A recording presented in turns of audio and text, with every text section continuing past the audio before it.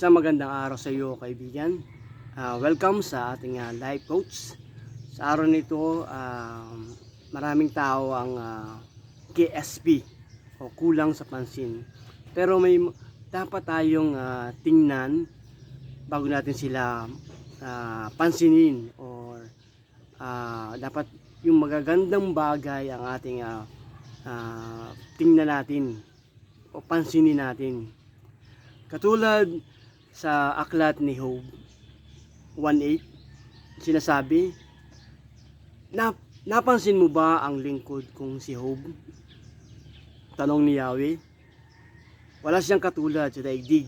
Mabuti siyang tao, sumasamba sa akin at umiiwas sa masasamang gawain. Dugtong pa ni Yahweh. So, ang Diyos ay napapansin niya yung mga gumagawa ng mabuti. Kaya meron akong 10 bagay na gusto kong mapansin mo rin. Una, pansinin mo kung sino ang pumapalakpak kapag nananalo ka, hindi kung sino ang pinakamalakas sumigaw. Pangalawa, pansinin mo kung sino ang nagtatama sa iyo ng may pagmamahal, hindi yung mga nangungutya sa iyong mga pagkakamali.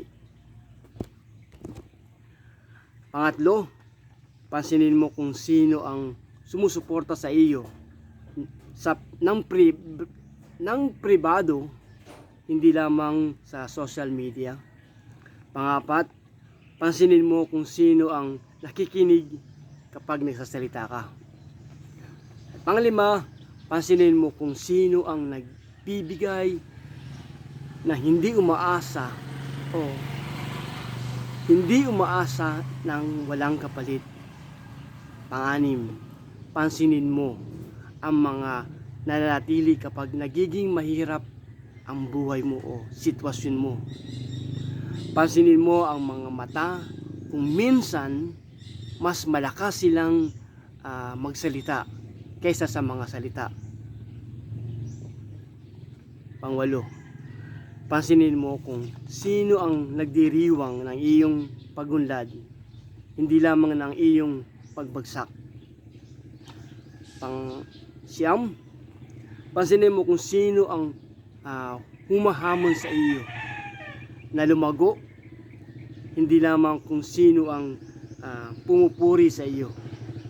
At pang-sampu, pansinin mo kung sino ang nagtuturo sa iyo, hindi lamang kung sino ang nagsasabi sa iyo.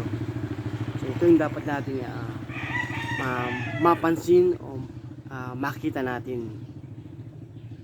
Hanggang dito lang, kaibigan, at ito ang life coach, ang iyong lingkod, Kuya Jeff. Pagpalain ka sa araw na ito. Hanggang sa muli.